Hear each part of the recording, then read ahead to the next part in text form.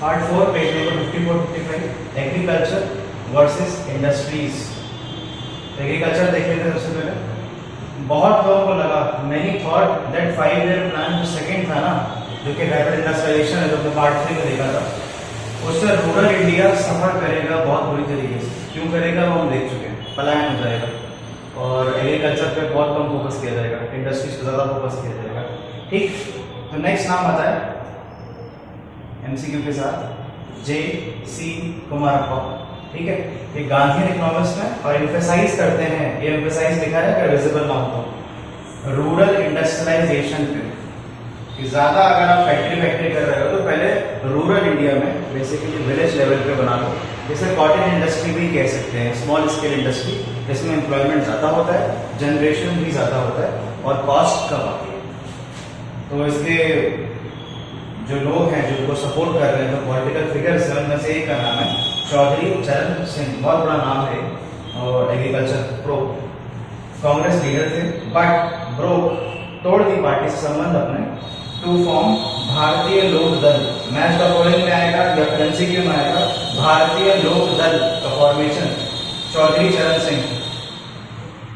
ठीक, अब उसके बाद भी जो पार्लियामेंट के सेशन जो अटेंड करते थे उसमें हमेशा फोर्सफुली उनका रहता था कि एग्रीकल्चर को मेन सेक्टर पे फोकस या फिर उसके लिए प्लानिंग करी जाए।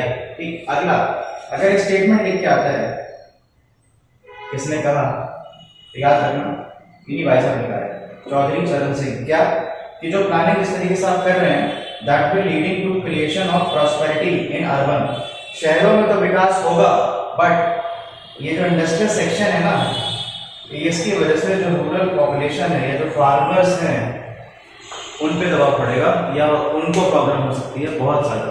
ठीक है, उनके एक्सपेंस है, एक का डेवलपमेंट दूसरे के लिए प्रॉब्लम होता है, रीज़न है ये। ठीक है, नेक्स्ट इन्हीं के बारे में थोड़ा सा एक्स्ट्रा है, एमसीक्यू एक और है, ये तो चौधरी चरण सिंह हो गए, इन्होंने एक स्टेटमेंट दिया था। J.C. कॉर्नेलियस, ठीक, इनका ओरिजिनल नेम है J.C. कॉर्नेलियस, इंडिया में इनको J.C. कुमारप्पा बुलाते थे। एक गांधी इकोनॉमिस्ट है, इनकी एक बुक है economy of permanence. Economy of permanence का राइटर कौन है? J.C. कॉर्नेलियस, ये है या फिर ये, इन दोनों में से कोई भी एक ऑप्शन आएगा, टिक कर देना।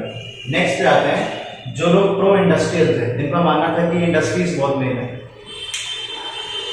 क्या कर रहे हैं, फोकस करें तो बताओ, तो मुझे लगा पॉज कर रहा है, अभी कटेगा नहीं।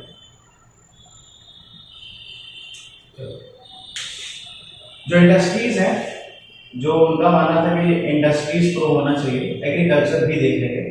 उनका मानना है अगर इंक्रीज इन इंडस्ट्रीज जैसे जैसे बढ़ाओगे तो जो तुम एलिवेशन चाह रहे हो ना पॉवर्टी का, एस्केप फ्रॉम पॉवर्टी, वो हो जाएगा। क्यों हो जाएगा? उसका रीजन है इंडस्ट्री क्या जनरेट करती है, स्टेबल एम्प्लॉयमेंट, जो कि एग्रीकल्चर जनरेट नहीं कर सकता, क्योंकि वो बहुत हद तक मानसून पे डिपेंड करता है, कहीं पे चीजें अवेलेबल नहीं है, कहीं पे कैपिटल अवेलेबल नहीं है, मंथली इनकम नहीं आती उसमें, और मुश्किल से 6-7 महीने का एग्रीकल्चर होता है। इस वजह से ही तो जो MG नरेगा है वो लॉन्च हुआ, इस वजह से वो 100 डेज एम्प्लॉयमेंट। ठीक है, तो ये हो गया। इसका रीजन क्या है? Because India did not had strategy to boost production of food grains. अगर मान लिया एग्रीकल्चर पे डिपेंड कर रहे हैं आप, तो ज्यादा से ज्यादा पैदावार कैसे हो, वो स्ट्रेटजी और वो टेक्नोलॉजी इंडिया के पास एट दैट टाइम नहीं थी। ठीक है, यही बाद में टेक्नोलॉजी हम यूएस से लेनी पड़ेगी, जिसको बाद में ग्रीन रेवोल्यूशन का नाम दिया जाएगा। Next, state spent a lot in making laws, land reforms हो रहे ताकि सबके पास एक वायबल एग्रीकल्चर करने के लिए लैंड हो, और arranging resources for the poor, even on irrigation projects. इस पे सरकार खर्च तो बहुत ज्यादा कर रही है उस टाइम पे, बट वो कह रहा है पॉलिसी फेलियर हो जा रहा है, नहीं काम कर रही है, ग्राउंड लेवल पे काम नहीं कर पा रही है। क्यों? क्योंकि उसका इम्प्लीमेंटेशन नहीं हो रहा है। ठीक है, इम्प्लीमेंटेशन में दिक्कत आ रही है। उसका रीजन क्या है? अगर ये क्वेश्चन है तो ये आंसर है। हर चीज पे अंडरलाइन लगाने से पहले क्वेश्चन मार्क लगाना सीखो, उससे तुम्हें आंसर मिलेंगे, नहीं तो ना जिंदगी में मिलेंगे ना किताबों में मिलेंगे। ठीक है, बिकॉज लैंड ओनिंग क्लासेस, भाई साहब किसी के पास 100 एकड़ जमीन थी, अचानक गवर्नमेंट लैंड रिफॉर्म ले आई, सीलिंग ले आई, लिमिटेशन लगा दी, तो कोई भी जो वो है लैंड वो नहीं छोड़ना चाहता है और आज भी नहीं छोड़ना चाहता है। पता है वही आदमी कहेगा भी कि साथ लेके कुछ नहीं करना है, और उससे लैंड आप नहीं छीन सकते। वो हर पुरजोर कोशिश करेगा और उसका लोकल लेवल पे बहुत अच्छा इन्फ्लुएंस है। इसलिए सोशल और पॉलिटिकल इन्फ्लुएंस की वजह से भी आप उसे लॉ के साथ नहीं बांध सकते, वो इवेट कर जाएगा। ठीक है, next topic public versus private sector. ठीक है, पेज नंबर 55 56 वो चेक करेगा। Number 1, India did not adopted any one of them completely. तो ना हमने पूरी तरीके से कैपिटलिस्ट मॉडल को अपनाया है ना सोशलिस्ट को। दोनों के जो बेस्ट एलिमेंट्स हैं वो इंडिया ने लिए हैं। ठीक, तो सबसे पहला एमसीक्यू है या फिर ट्रू फॉल्स या फाइनल में आ सकता है कि इंडिया अडॉप्टेड कैपिटलिस्ट मॉडल, तो वो गलत होगा क्योंकि हमने दोनों के बेस्ट एलिमेंट्स को अडॉप्ट किया है। दूसरा, ये डेफिनेशन में पूछ सकता है, ये कैपिटलिस्ट की डेफिनेशन है, development was left completely in private hands. Private hands का मतलब ये है कि इनका जो मेन कंसर्न है वो प्रॉफिट को लेके होता है। ठीक है, कैपिटलिस्ट का कंसर्न प्रॉफिट को लेके होता है, बट सोशलिस्ट मॉडल जो है वो प्राइवेट प्रॉपर्टी अबॉलिश, किसी एक के हाथ में सारी प्रॉपर्टी ना हो, जैसा कि लैंड रिफॉर्म सिस्टम हम लेके आए, हमने लास्ट टाइम देखा। और प्रोडक्शन जो होगा किसी भी चीज का वो स्टेट कंट्रोल करेगी। इन दोनों का मिक्स जो हमने अपनाया है, इसी वजह से इंडिया की इकोनॉमी मिक्स इकोनॉमी है। ये डेफिनेशन है, ये पूछ सकता है सोशलिस्ट में, लिख के आ सकता है, उसको चेक कर लेना कि प्राइवेट प्रॉपर्टी अबॉलिशमेंट लिखा है कि नहीं और production control by the state लिखा है कि नहीं। अगर ये मिसिंग है तो ये गलत है। ठीक है, कैपिटलिस्ट सोशलिस्ट में डिफरेंस हो गया, हमने दोनों अपनाए हैं, इसी वजह से हमारी इकोनॉमी मिक्स इकोनॉमी है। ठीक, क्योंकि दोनों के बेस्ट एलिमेंट्स, इसके कुछ बेस्ट को मिक्स करके हमने अडॉप्ट किया है। मच ऑफ एग्रीकल्चर, अब कितना प्राइवेट हो गया है कितना पब्लिक हो गया है। मच ऑफ एग्रीकल्चर, ट्रेड और industries left in private hands. Agriculture, trade और इंडस्ट्री कहाँ पे है? प्राइवेट हैंड्स पे है। तो ये कौन सा हो गया? Capitalist model. ठीक, अब सोशलिस्ट का कमाल देखो, बट फिर भी स्टेट कंट्रोल्ड की हैवी इंडस्ट्रीज, जितनी भी बड़ी बड़ी कंपनीज हैं, आप देखेंगे अगर इकोनॉमिक सब्जेक्ट होगा तो पता होगा, नवरत्न कंपनीज जो है, भेल है, गेल है और वो है भारत पेट्रोलियम है, इंडियन ऑयल है, ये सब जितनी भी हैं वो हैवी इंडस्ट्रीज हैं। स्टील है, इंफ्रास्ट्रक्चर बनाने वाला, और ट्रेड को रेगुलेट, मतलब ट्रेड तो तुम करोगे, रेगुलेशन हम करेंगे, रूल्स और जो उसके नियम कानून है, कैसे करना है, कितना टैक्स का देना है, किस चीज़ पे कितना टैक्स लगेगा, वो सब स्टेट डिसाइड करेगा, क्योंकि स्टेट कंट्रोल कर रहा है socialist. And some crucial intervention भी करेगा। स्टेट को जब जब लगेगा कि हमें बीच में आके अड़ंगा डालना है, वो आएगा और बीच बचाव करेगा। तुमको मर्जी हो तो ठीक, तुमको मर्जी होना ठीक, बट स्टेट को जब जब लगेगा कि नहीं बात हाथ से निकल सकती है, तो state will going to intervene. In agriculture हो चाहे लाइसेंसिंग सिस्टम हो, अभी हम देखेंगे, बट एक बेसिक्स का बात यह है कि दो चीजें हैं लाइसेंसिंग सिस्टम में, ये गवर्नमेंट का व्यू है, ये एक्सपर्ट्स का व्यू है या उनकी अपोजिशंस का व्यू है। गवर्नमेंट का व्यू लाइसेंसिंग को लेकर ये है कि हम लाइसेंसिंग देंगे प्राइवेट कंपनीज को, प्राइवेट हैंड्स में देंगे, बिल्कुल हमें कोई दिक्कत नहीं है, और कुछ टाइम पीरियड के लिए देंगे, और उनके बिहेवियर, जो पास्ट बिहेवियर होगा उस पर डिसाइड होगा कि लाइसेंस कंटिन्यू होगा कि नहीं। बट मेन कंसर्न ये है, उनका कहना है कि मान लिया कोई कंपनी है, वो दिल्ली में अपना प्लांट लगाना चाहती है, what about Jharkhand, what about tribal people या फिर ट्राइबल प्लेस, उनको भी तो डेवलपमेंट देखना और करना है। तो ये डिसाइड करेंगे लाइसेंसिंग सिस्टम के थ्रू कि आप कहाँ फैक्ट्री लगा सकते हो, कितनी पॉपुलेशन होगी, वो स्मॉल या कॉटेज इंडस्ट्री में आएगी या फिर मीडियम इंडस्ट्री में आएगी या फिर बिग इंडस्ट्री में आएगी। एक्सपर्ट्स का मानना है कि ये इंटरवेंशन ठीक नहीं लाइसेंसिंग सिस्टम, क्योंकि लाइसेंसिंग राज आ गया था, लाइसेंसिंग राज।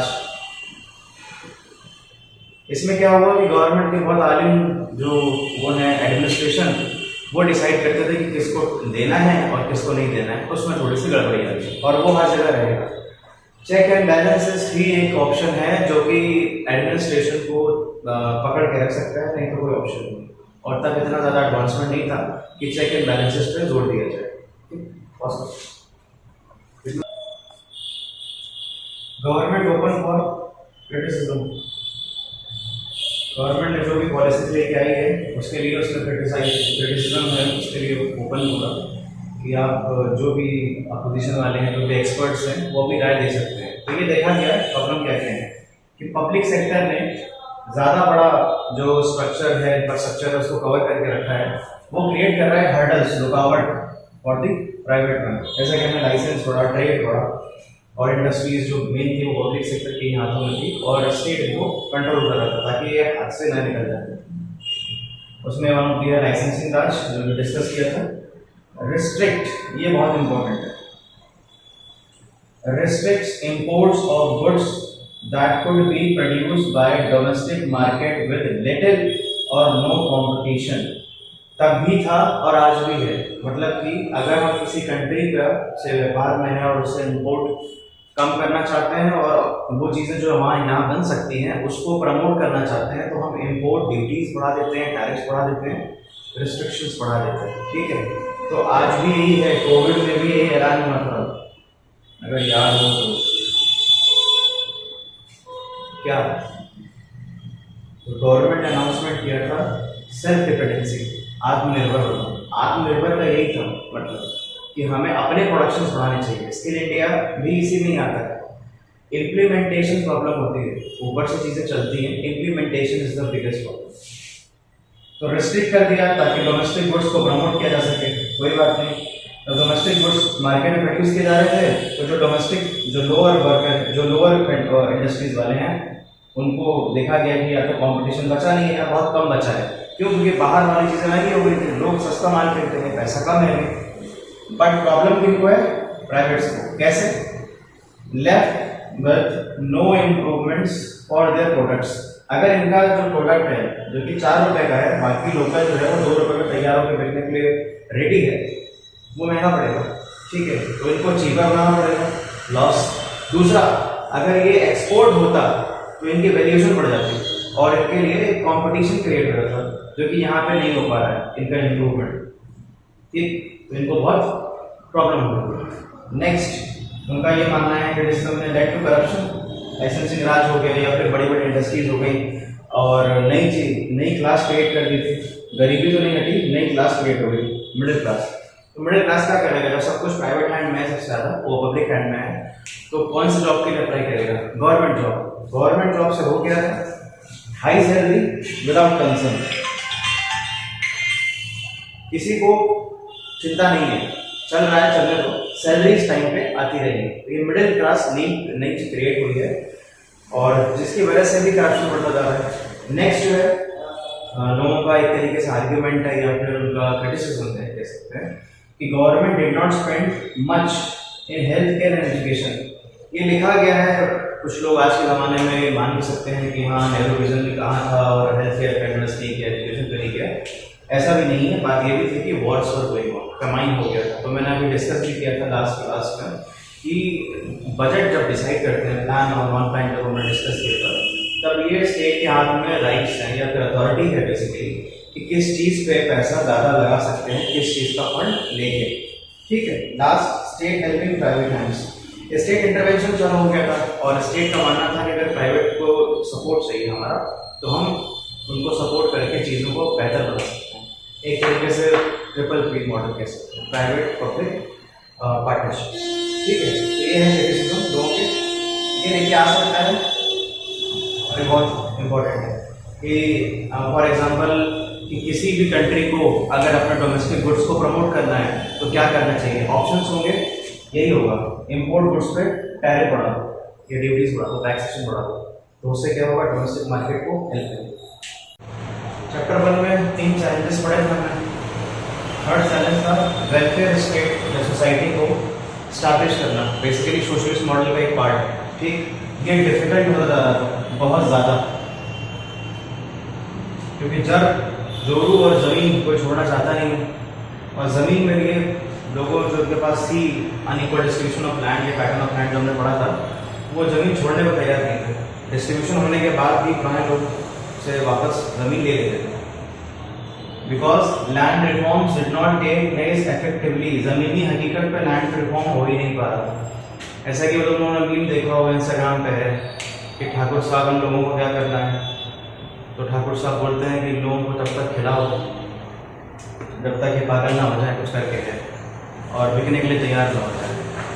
तो यही है लैंड रिफॉर्म। इफेक्टिवली हुआ नहीं, लोगों ने जो लॉज बनाए गए वो सिर्फ कागज़ पे रह गए। जो लोकल पुलिस स्टेशन या फिर एडमिनिस्ट्रेशन था वो बेसिकली मजबूर हो गया इन्फ्लुएंस के आगे पॉलिटिकल। तो ये है पावर। सबसे पहला थर्ड चैलेंज का वेलफेयर सोसाइटी स्टैब्लिश करने में मुश्किल होगी। MCQ, political power remain in the hands of land owning classes और बिग इंडस्ट्रियलिस्ट। यही आपस में कुछ भी कर ले गवर्नमेंट, लैंड इनके पास वापस से पहुंच जाती, कुछ भी कर ले, क्योंकि इनका इन्फ्लुएंस बहुत था लोकल लेवल पे। Those who benefited from unequal development, अब कुछ लोग नए किरदार जो आए हैं, बहुत लोगों को नई नई जमीनें मिल गई हैं, तो पावरफुल हो गए वो, और उन्होंने क्या किया, पॉलिटिकली पावरफुल या फिर पॉलिटिकली पावर को अपनी बढ़ाना चालू किया। क्यों? क्योंकि पावर वापस आने के बाद हाथों से चली ना जाए। उससे हुआ क्या, जो डिजायर्ड डायरेक्शन थी लैंड रिफॉर्म की उसको एस्टैब्लिश करना और मुश्किल हो गया, क्योंकि ये चाहते ही नहीं थे कि और कोई जमीन पा सके, डेवलपमेंट हो उसका, वो अमीर बन सके या फिर उसका इन्फ्लुएंस हो इन्हीं कहीं रहे से, या फिर जो नए एग्जिस्टिंग में हुए हैं। जिस चीज को लेकर गवर्नमेंट को क्रिटिसाइज किया गया था सेकेंड फाइव-ईयर प्लान में, वही चीजें काम में आने लगी। कैसे? बिग डैम्स और इंफ्रास्ट्रक्चर जो है आगे जाके इकोनॉमिक ग्रोथ के कारण बने, जिनको पहले क्रिटिसाइज किया जा रहा था। चाहे गवर्नमेंट का केस हो चाहे लाइफ का केस हो, ऐसा ही होता है। स्टार्टिंग में लोग आपको बुरा भला कहेंगे, क्रिटिसाइज करेंगे, क्योंकि वो उनका रिलीजन है, वो मानेंगे नहीं, बदतमीज भी कहेंगे और अच्छा भी कहेंगे। और जैसे ही तुम्हारी गलत वाली चीज़ें जो हैं, तुम्हारा सिलेक्शन हो गया या तुम्हारा काम हो गया, तुमने टॉप कर लिया, कुछ अच्छा कर लिया, यही लोग अपनी स्टैंड्स पर चेंज हो जाएंगे। ठीक है, तो सेम चीज़ हुई, क्रिटिसाइज जिस चीज़ पर किया गया उसी चीज़ को फाउंडेशन बना के इकोनॉमिक ग्रोथ की स्टार्टअप हो गई। सेकेंड बड़ी प्रॉब्लम हो गई, एक पेज पे तुम्हें दिखाई देगा, story of Shivpalganj UP. Government campaign करना स्टार्ट किया, गवर्नमेंट ने एडवर्टीजमेंट को लेके।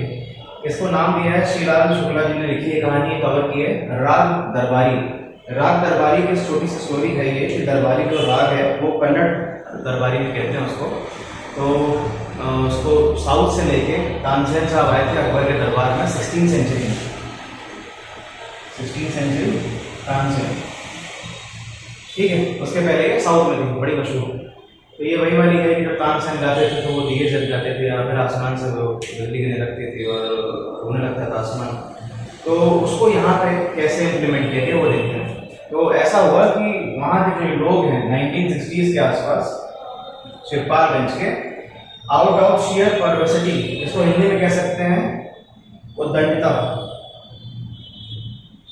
अब लिखते कैसे पता नहीं, शायद ऐसे लिखना होगा, मेरे हिसाब से बदतमीजी कह सकते हैं, वो भी हाई लेवल की। इसका इंग्लिश में मतलब होता है कि डेलिब्रेट डिटर्मिनेशन, कुछ ऐसा जानबूझ से करना आपके द्वारा जो मोस्ट ऑफ द पीपल को गलत लगे तो लगे, बट उन्होंने कहा कि हम जो अनाज है वो भले कितना भी उगाएं बट गवर्नमेंट को नहीं देंगे। तो गवर्नमेंट के छक्के छूट गए, क्योंकि ये चीज़ स्टार्ट में लगी हर विलेज में, तरीके वो हो गया कोलैबोरेशन कि हम जो अपने बीट है, राइस है, जो भी हम प्रोड्यूस कर रहे हैं हम फेंक देंगे रोड पे, बट गवर्नमेंट को नहीं देंगे। उसके रीज़न है, किसी को ऐसे बदतमीज डिक्लेयर नहीं किया सकता, क्योंकि हमने पहले पढ़ा भी है कि जोनिंग हो गया था, इंटरस्टेट ट्रेडिंग बंद हो गई थी। ठीक, आप एक दूसरे को नहीं बेच सकते। और दूसरा, फेमाइन्स बहुत आ चुके थे। और सबसे बड़ा रीज़न लैंड रिफॉर्म, जो ठाकुर साहब या भूमिहार लोग जिनके पास ज़मीन थी एक ज़माने में, मेडिवल टाइम के बाद या कॉलोनियल टाइम के बाद भी उनकी ज़मीनें जा रही थी हाथ से भाई, तो वो जैसे मैंने बताया कि इन्फ्लुएंशियल लोग थे, तो वो गांव वालों को आराम से पटा सकते थे और उनको गवर्नमेंट खिलाफ कर सकते थे कि तुमको बेटा होली में कलर चाहिए, दिवाली में तुमको पटाखे चाहिए, पटाखे नहीं पटाखे, और कोई तुम्हारे घर में मर जाए तो हम आएंगे, गवर्नमेंट नहीं आएगी। गवर्नमेंट तो दिल्ली में बैठी हुई है, उत्तर प्रदेश के शिवपालगंज में तो हम हैं ना तुम्हारे साथ। तो ये बहुत बड़ा फैक्टर है एक दूसरे के साथ जोड़ने के लिए। ऐसे नहीं डीएमजी अपॉइंट हुए हैं कॉर्नवालिस के द्वारा, बहुत बड़े रीजंस हैं कि गवर्नमेंट का आदमी लोकल लेवल पे हो, ताकि वो जो ये फर्जी बना है ना कनेक्टिविटी का, उसको तोड़ सके। ठीक, तो ये बहुत सारे रीजन है, बिना रीजन की किसी पे क्रिटिसिज्म या फिर वो नहीं कराना चाहिए इल्जाम। अब गवर्नमेंट के जो थिंक टैंक थे, सोचने वाले लोग थे, एक्सपर्ट्स थे, उन्होंने ये निकाला कि एडवर्टीजमेंट करते हैं। एडवर्टीजमेंट में क्या किया उन्होंने कि एक पुरुष है जिसके पीछे महिला हंस रही है, पुरुष जो है वो लेदर की जैकेट पहन के धान काट रहा है, तो उससे क्या हुआ, उसको हेडिंग दी गई ग्रो मोर ग्रीन, उसको नेशनलिज्म से जोड़ दिया।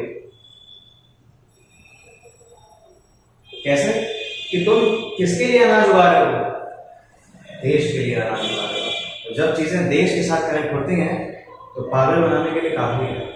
तो लोगों ने कहा कि भाई हम सरकार को नहीं दे रहे अनाज, हम देश वालों को दे रहे हैं।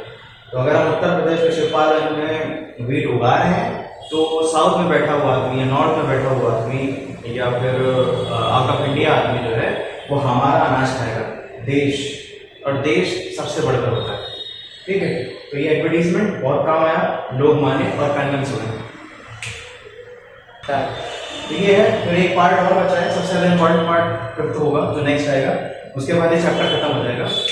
तो कोई डाउट हो तो कमेंट में पूछ सकते हैं आप, उसकी मुझे लग नहीं रहा कुछ हो सकता है डाउट। ये याद रखना बस, ग्रो मोर ग्रीन का एडवर्टीजमेंट कहाँ पे आया है, ये शिवपाल भिजगांव, ठीक है, इसको कवर किया गया है।